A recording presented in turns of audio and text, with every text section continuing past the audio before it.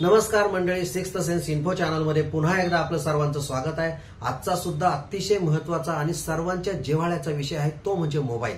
मित्रांनो, तुम्ही मोबाईल जर कॅश मध्ये विकत घेणार असाल तर सावधानी बाळगा, कारण तुम्ही जर सावधानी बाळगली नाही कॅश मोबाईल घेताना तर कदाचित तुमची फसवणूक होऊ शकते। मित्रांनो, हा अतिशय महत्त्वाचा विषय घेण्याचं कारण आहे की आज प्रत्येकाच्या घरामध्ये मोबाईल आहे आणि प्रत्येकाला हप्ते नको असतात। शक्यतो इकडून तिकडून कुठून तरी ऍडजस्टमेंट करून माणूस रोखीने कॅश मध्ये मोबाईल घेण्याचा प्रयत्न करत असतो। मित्रांनो, असं तुम्ही केलं आणि एखादा मोबाईल तुम्ही विकत घेतला आणि घरी गेला आणि 2-3 महिन्यानंतर अचानक तुमच्या मोबाईलचा वॉलपेपर जर लॉक झाला तर तुम्हाला काय वाटेल? किंवा एखाद्या फायनान्स कंपनीचे जर तुम्हाला कॉल सुरू झाले किंवा फायनान्स कंपनीचे मेसेज वारंवार दिसायला लागले आणि बरं तुम्हाला अशी चेतावणी जर देण्यात आली तुम्हाला की जर तुम्ही लवकरात लवकर हप्ता भरला नाही तर तुमचेवाले ऍप्स बंद करण्यात येतील। मित्रांनो, तुम्ही जर मोबाईल रोखीने घेतलेला आहे तर असं असूनही तुमचा मोबाईल तुम्ही विचार करा लॉक केला जातो, म्हणजे तुमचा वॉलपेपर लॉक केला जातो, म्हणजे तुमचा मोबाईल अजिबात सुरक्षित नाही। लक्षात घ्या, जर एखादा माणूस किंवा एखादा ग्राहक किंवा एखादी कंपनी मोबाईल विक्रेता जर तुमच्या मोबाईलचा वॉलपेपर लॉक करू शकत असेल तर तुम्ही विचार करा का तुमच्या सर्व गोष्टी ह्या अजिबात सुरक्षित नाहीत। लक्षात घ्या, हे सगळं तुम्हाला सांगण्याचं कारण आहे मित्रांनो की ते हा विषय किंवा ही गोष्ट ही स्वतः माझ्या बाबतीत घडलेली आहे। मी ज्या मोबाईल मधून आज व्हिडिओ शूटिंग करत आहेत मित्रांनो, काढत आहेत ना, याच मोबाईलच्या बाबतीत हा किस्सा घडला आणि आपल्या लोकांना अवेअर करावं म्हणून मी हा व्हिडिओ बनवत आहे। लक्षात घ्या मित्रांनो, जर असा प्रसंग तुमच्या बाबतीत जर घडला तर त्याच्यासाठी आपण काय करायला पाहिजे आणि हे लोकांना सांगणं फार महत्वाचं आहे, म्हणून हा व्हिडिओ आहे। मित्रांनो, जेव्हा तुम्ही एखाद्या वेळेस जातात वॉलपेपर जेव्हा तुमचा लॉक होतो सगळं करतो तर तेव्हा सगळ्यात पहिली गोष्ट तुम्ही फायनान्स कंपनीकडे जातात, कारण तुम्हाला एक प्रश्न पडलेला असतो की मी कुठल्याही प्रकारचा फायनान्स केलेला नाहीये आणि मी अमुक कंपनीचं मला नाव सांगितलं जातं तर काय करायचं। बऱ्याच वेळेला असंही होतं की त्या वॉलपेपरवर जो तुम्हाला मेसेज येतो तो नंबर सुद्धा लागत नाही आणि एखादा नंबर जो असतो तो कुठं निघून जातो। मग अशा वेळेला काय करायचं लक्षात घ्या।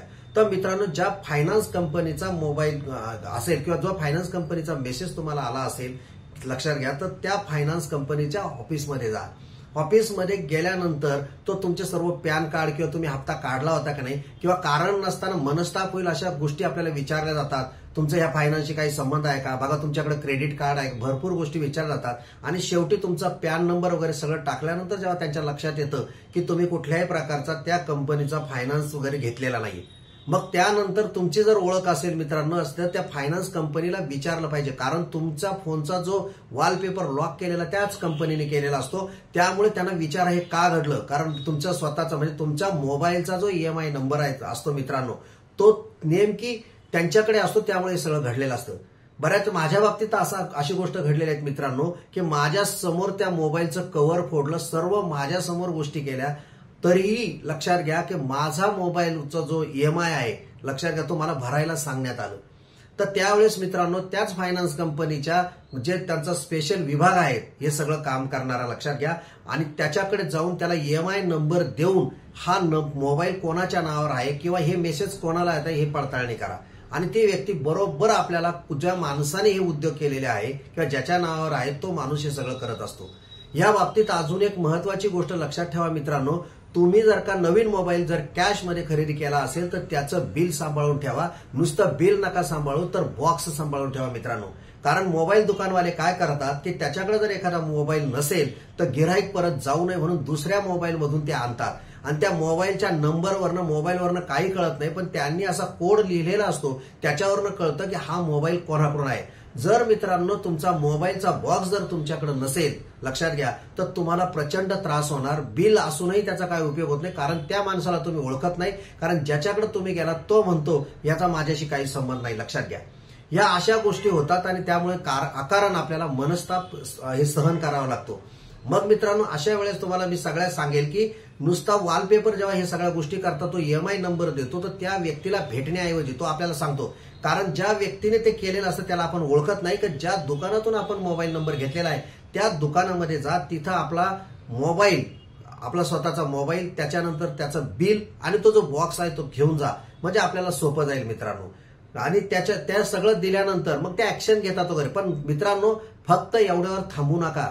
जर तुम्हाला त्याने मोबाईल समजा काही करून चेक करून आणि तुम्हाला सांगितलं आता ओके बिल येणार नाही किंवा तुम्हाला काही कोणी मेसेज करणार नाही, तर त्यावर थांबू नका. तर मित्रांनो, त्या कंपनीला ज्या दुकानात तुम्ही मोबाईल घेतला त्याला सांगा की मला नवीन मोबाईल पाहिजे. कारण पुन्हा जर का त्याचे हप्ते थकले किंवा जर काही प्रॉब्लेम निर्माण झाला तर परत मनस्ताप सहन करावं लागतं. त्यामुळे तो मोबाईल रिप्लेस करून घ्यावा, कारण तो मोबाईल कधीही वापरू नये. आणि तो रिप्लेस करताना पूर्ण डाटा त्यांच्या समोरच दुसऱ्या मोबाईलमध्ये करून घ्या, आपल्या नवीन मोबाईलमध्ये टाका आणि जुना मोबाईल आपल्या समोर त्याला फॉर्मॅट करायला सांगा. मित्रांनो, त्या गोष्टी फार महत्वाच्या आहे. नाहीतर मित्रांनो, तुमचा सर्व डाटा गायब होण्याची शक्यता आहे. अलीकडे काही अशी फ्रॉड मंडळी आहेत, ती काय करतात मित्रांनो, की अशा प्रकारे हे एखाद्याचं कॅश घेऊन टाकतात आणि कोणाचा तरी EMI नंबर टाकून देतात. जे काय त्यांना गरज असते पैशांची ती वापरून घेतात. आणि जर का 3-4 महिने तुम्हाला कळालं नाही, लक्षात घ्या, तर त्यामुळे काय होतं की आपल्याला तो हप्ता भरावा लागता. नाही तर मग आपला जो वॉलपेपर तर जातो, पण पूर्ण ऍप सुद्धा कमी होता आणि फार मोठी संकट आपल्यावर कोसळतं. लक्षात घ्या.